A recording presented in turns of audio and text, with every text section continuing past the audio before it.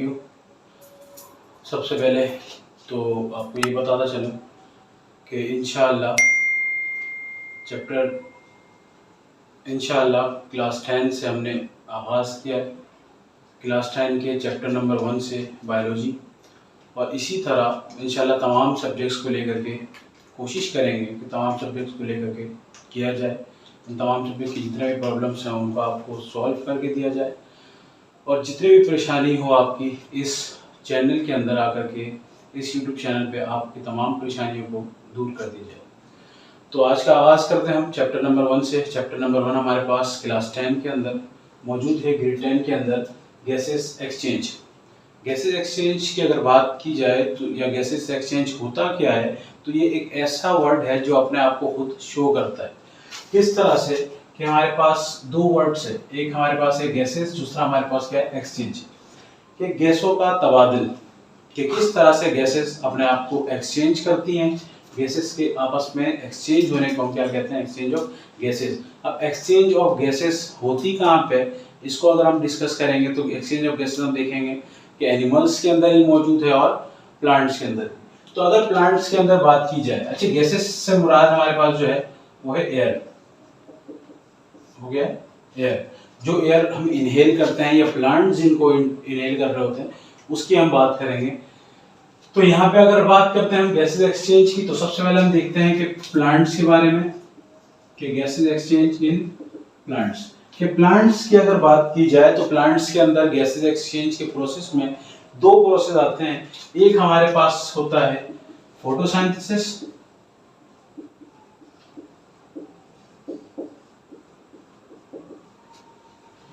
दूसरा हमारे पास है रिस्पायरेशन।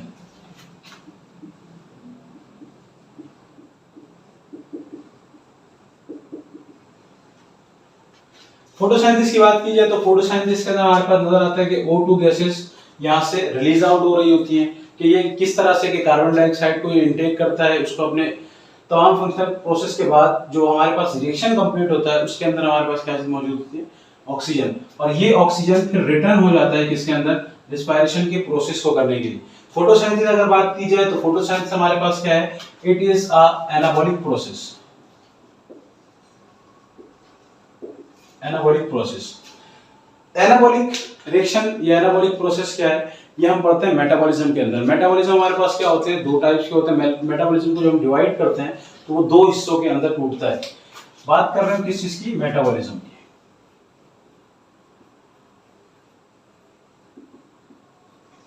मेटाबॉलिज्म को जब ब्रेक किया तो कितने हिस्से के अंदर टूटता है, वो दो हिस्सों के अंदर।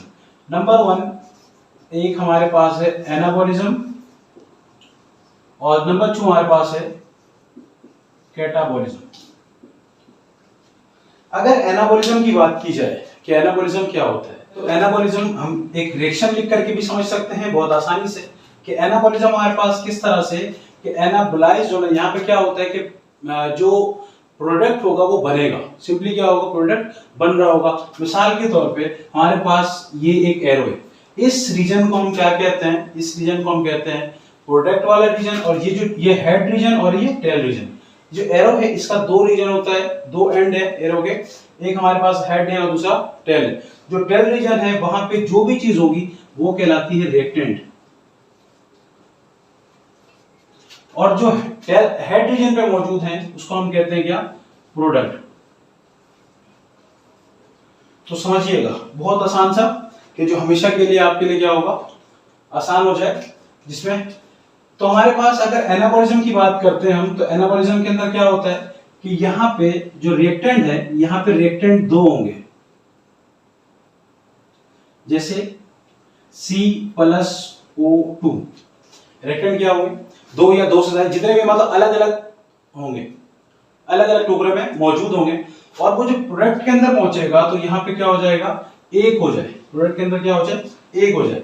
मतलब इस रिएक्शन के अंदर, एनाबॉलिज्म के अंदर क्या होता है कि हम देखते हैं यहाँ पे चीजें बनती हैं। चीजें क्या होती हैं, बनती हैं। तो अगर इसकी बात की जाए तो ये हमारे पास एग्जांपल, अगर हम पूछा जाए कि एनाबॉलिज्म कहाँ पे होता है, तो एनाबॉलिज्म को जो हमारे पास मिलता है वो क्या है, फोटोसिंथेसिस। कि फोटोसिंथेसिस के अंदर क्या होता है, हमने देखा है कि कार्बन डाइऑक्साइड को कार्बन डाइऑक्साइड को एयर से लेता है, वाटर को प्लांट्स क्या करता है कि वाटर आयंस को रूट के थ्रू क्या करता है कि अपवर्ड करता है, देन उसके अंदर जो प्रोसेस होता है वहां पे ग्लूकोज की फॉर्मेशन होती है। Just like CO2 plus H2O, क्या बनता है C6H12O6। ये रिएक्शन, अगर इस रिएक्शन को देखा जाए तो ये हमारे पास क्या है, ये रिएक्शन हमारे पास क्या है कि ये हमारे पास एनाबॉलिज्म। क्यों? क्योंकि यहाँ पे क्या चीज है कि हम देख सकते हैं कि यहाँ पे दो अलग अलग चीजें हैं, दो अलग अलग प्रोडक्ट्स हैं जो आपस में मिलते हैं, उसके बाद जो एक सिंगल प्रोडक्ट बनता है उसको हम क्या कहते हैं कि ये हमारे पास जो प्रोसेस होता है वो क्या कहलाता है, एनाबॉलिज्म। तो एनाबॉलिज्म के अंदर ये रिएक्शन है, और जो कैटाबॉलिज्म है इसके अंदर क्या होता है कि इसके अंदर प्रोडक्ट टूटता है, मतलब प्रोडक्ट क्या होगा, टूट जाएगा। जो रिएक्टेंट है, मतलब अगर हम इसको यहां से रिवर्स कर दें, अगर हम इसको क्या करते हैं रिवर्स कर दें, तो ये हमारे पास कैटाबॉलिज्म हो जाएगा। किस तरह से कि जो रिएक्टेंट वाला रीजन है, ये रिएक्टेंट क्या हो जाएगा, ये रिएक्टेंट बन जाएगा, रिएक्टेंट CO2 क्या हो गया, रिएक्टेंट हो गया। जब वो प्रोडक्ट में गया तो दोनों चीजें क्या हो गई, अलग हो गई। प्रोडक्ट रीजन आते वक्त ये क्या हो गया, दोस्तों में टूट गया। तो इस टाइप प्रोसेस को हम क्या कहते हैं, कैटाबॉलिज्म। ओके, जो इस टाइप की रिएक्शन है इसको हम क्या कहते हैं, कैटाबॉलिज्म। और कैटाबॉलिज्म की अगर बात की जाए तो कैटाबॉलिज्म हमारे पास कहां नजर आता है, वो रिस्पायरेशन के अंदर दिखता है। कि रिस्पायरेशन जो प्रोसेस है, breaking down of food particles, क्या होता है कि वहां पे कि जो फूड पार्टिकल्स होते हैं, जो ऑर्गेनिक फूड पार्टिकल्स होते हैं, उसको क्या करता है, ब्रेक डाउन करता है और उससे एनर्जी को हासिल करता है। अच्छा, अगर फर्दर इसकी डिटेल्स के अंदर बात करें हम, तो हमें इसके अंदर रिस्पायरेशन के अंदर दो चीजें दिखती हैं।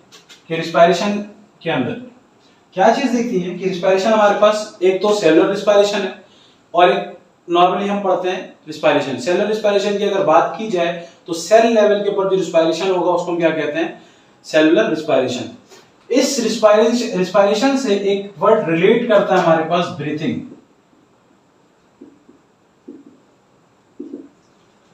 ब्रीथिंग और रिस्पायरेशन के अंदर क्या डिफरेंस है, इसको भी हम देखते हैं किस तरह से। कि ब्रीथिंग अगर बात की जाए तो ब्रीथिंग हमारे पास क्या होता है कि जो, अब मैं एक एग्जांपल देता हूं कि ये हमारे पास लंग्स मौजूद है,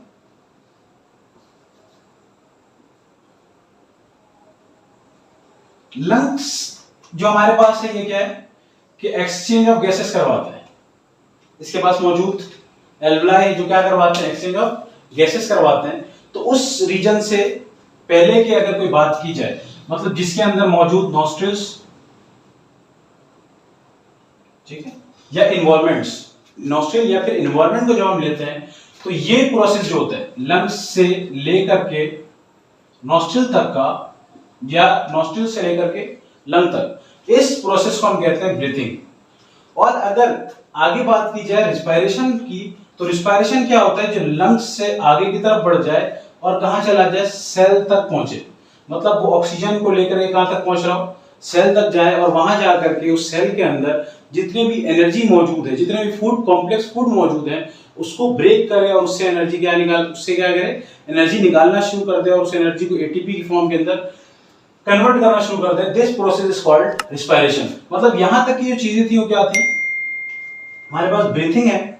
और अगर इसकी बात की जाए कि ये लंग्स से सेल तक, इसको हम कहते हैं क्या चीज, इसको कहते हैं रिस्पायरेशन।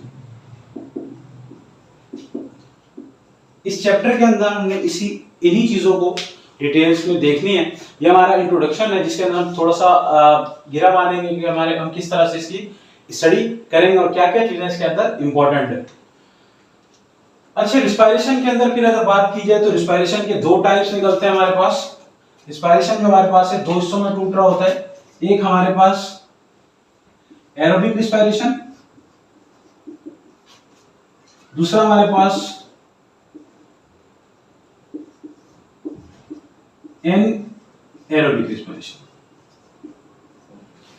जिसके अंदर O2 की रिक्वायरमेंट हो हमारे पास क्या है, एरोबिक रिस्पायरेशन। और जिसके अंदर विदाउट O2 फंक्शन अगर स्टार्ट हो जाए, मतलब O2 की रिक्वायरमेंट के बगैर, किस तरह से एनारोबिक रिस्पायरेशन हमारे पास स्टार्ट होता है, जब कोई बहुत सारे जानदार तो एनारोबिक रिस्पायरेशन करते हैं, लेकिन अगर ह्यूमन बॉडी की बात की जाए तो इसके अंदर क्या होता है कि जब कोई शख्स ज्यादा काम करने लगे, मिसाल के तौर पे एक शख्स हम अभी बैठे हैं, रेस्ट कर रहे हैं, काम कर रहे हैं, तो इस वक्त हमें जो नॉर्मल हम वर्क कर रहे हैं, अगर हम इस नॉर्मल वर्क के अंदर देखते हैं तो हमें इतनी ज्यादा एनर्जी की रिक्वायरमेंट नहीं है, जितनी हमारे पास ऑक्सीजन चाहिए वो ऑक्सीजन हमें मिल रहा है और हम सुकून से जिंदगी गुजार रहे हैं।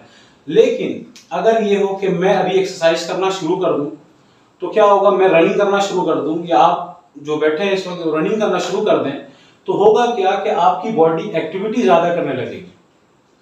तो जैसे फास्ट एक्टिविटी करेगी वैसे ही फास्ट उसके अंदर क्या होगी, एनर्जी की रिक्वायरमेंट होगी। जब एनर्जी की रिक्वायरमेंट होगी तो एनर्जी क्या होता है कि O2, हमने पढ़ा है कि O2 क्या करता है, उस रिस्पायरेशन के प्रोसेस को करता है ताकि फूड क्या हो सके, ब्रेक हो सके, उससे एनर्जी हासिल हो सके। लेकिन जब O2 की कमी हो जाए तो उस वक्त फिर बॉडी क्या करती है हमारी कि एनएरोबिक रिस्पायरेशन स्टार्ट करती है, जिसके वजह कर फिर हमारी बॉडी के अंदर लैक्टिक एसिड या फिर पायरुविक एसिड की कन्वर्जन स्टार्ट हो जाती है। लैक्टिक एसिड और दूसरी जगह पर हमने देखा है फर्मेंटेशंस वगैरह भी, ये सारे के सारे क्या हमारे पास एनएरोबिक के अंदर आते हैं। अच्छा, अगर इसके बारे में डिफरेंस पूछा जाए कि ब्रीथिंग और रिस्पायरेशन के अंदर, तो ये हम लिख सकते हैं कि हमारे पास जो ब्रीथिंग है, ब्रीथिंग हमारे पास क्या है, नंबर 1 फिजिकल है, दूसरा फिजिकल के साथ फिजिकल एंड मैकेनिकल, कि इसके अंदर हम फिजिकल तौर पे देखते हैं कि फिजिकली मूवमेंट होती है, मैकेनिकल्स हमारे जो ऑर्गन्स है वो मूव करते हैं। और अगर इसकी बात की जाए रिस्पायरेशन की, तो रिस्पायरेशन के अंदर हमें पता है कि respiration it is a type of chemical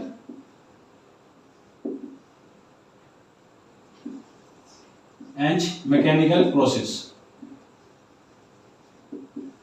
ये हमारे पास मैकेनिकल और केमिकल प्रोसेस होता है। कौन सा, क्यों केमिकल प्रोसेस होता है, क्योंकि हम देखते हैं कि रिस्पायरेशन के अंदर चीजें ब्रेक होती हैं, जो गैसेस हैं वो एक्सचेंज होती हैं। जबकि अगर ब्रीथिंग की बात की जाए तो इसके अंदर कोई चीज इन्वॉल्व नहीं है। ये ब्रीथिंग जो है ये स्टार्ट कहां से होता है, नॉस्ट्रिल्स टू लंग्स, इसके अलावा कोई और चीज इसके अंदर इंक्लूड नहीं है। ब्रीथिंग की अगर बात की तो ब्रीथिंग हमारे पास क्या है कि लंग्स टू नॉस्ट्रिल्स, के लंग्स से जो शुरू है और नॉस्ट्रिल्स तक, या नॉस्ट्रिल्स से जो एनवायरनमेंट से शुरू हो लेकर के कहां तक, लंग्स तक। इसके अंदर फंक्शन क्या होता है, कोई गैस एक्सचेंज नहीं होती या कोई गैसेस टूटती नहीं है, बल्कि ये क्या करते हैं, सिर्फ इनका काम होता है कि एक गैस को इंटरनल इंसर्ट करना और दूसरे गैस को क्या करना, बॉडी से बाहर करना। तो इसलिए हमारे पास ये क्या है, फिजिकल एंड मैकेनिकल प्रोसेस है, क्योंकि इसके अंदर कोई केमिकली चेंजेस नहीं होता। जो भी केमिकली चेंजेस होती है वो क्या होती है, सेल के अंदर। क्यों, क्योंकि सेल के अंदर क्या हमारे पास मौजूद है, सेल के अंदर अगर बात की जाए तो सेल के अंदर हमारे मौजूद है फूड। फूड की अगर बात की जाए तो हमारे पास कार्बोहाइड्रेट मौजूद है। कार्बोहाइड्रेट के अंदर CH बॉन्ड मौजूद है। ये जो बॉन्ड है C और H का जो बॉन्ड है, इसके अंदर मौजूद है एनर्जी। जब ऑक्सीजन यहाँ पे आता है, जब कौन आता है, O2 आता है, तो इस बॉन्ड को तोड़ता है। इस बॉन्ड को क्या करता है, तोड़ता है। इस बॉन्ड से हमारे पास निकाल देता है एनर्जी। एनर्जी किस फॉर्म में निकलती है, ATP की फॉर्म में हमारे पास जनरेट होती है माइटोकॉन्ड्रिया के अंदर।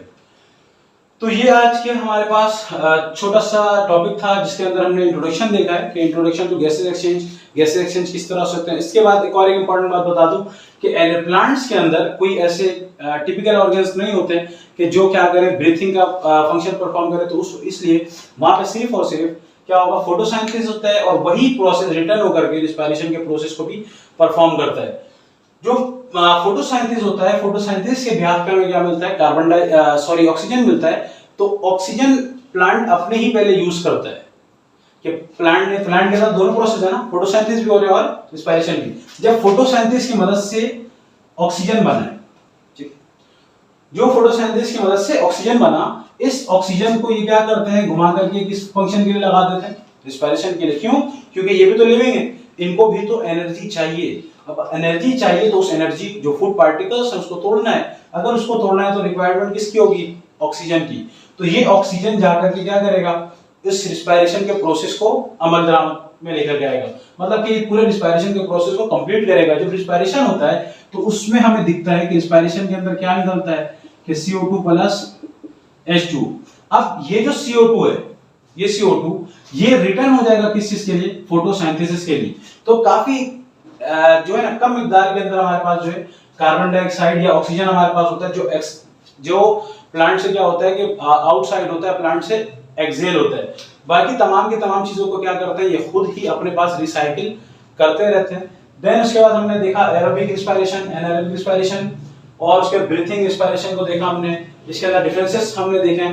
उसके बाद सेल के अंदर देखा कि सेल किस तरह से एनर्जी जो है अपने पास स्टोर करती है और उसे किस तरह तोड़ करके हम एनर्जी को निकालते हैं। तो आज तक के लिए हमने इतना ही देखा। इंशाल्लाह नेक्स्ट टॉपिक के अंदर जो चैप्टर वाइज इस चैप्टर को जो हमने स्टार्ट किया है, चैप्टर नंबर 1 हमारे पास स्टार्ट किया गैसेस एक्सचेंज। इंशाल्लाह इसी तरह रेगुलरली बेसिस पे आपको वीडियोस मिलते रहेंगी तमाम चैप्टर्स के वर्ड टू वर्ड्स के साथ, कि कोई भी इसके अंदर कोई टॉपिक भी स्किप नहीं किया जाएगा। उसकी प्लेलिस्ट मौजूद होगी, उसके अंदर आप तमाम की तमाम वीडियोस को देख सकते हैं। इसी तरह केमिस्ट्री, फिजिक्स और मैथमेटिक्स और भी क्लास 9 से रिलेटेड जो टॉपिक्स होंगे उस टॉपिक को भी इंशाल्लाह, उसके तमाम सब्जेक्ट्स को भी हम क्या करेंगे इंशाल्लाह कवर करेंगे और विद इन एयर इंशाल्लाह आपके कोर्स को कंप्लीट करके आप तक पहुंचा देंगे। जब तक के लिए इजाज़त दीजिए, दुआ में याद रखिएगा।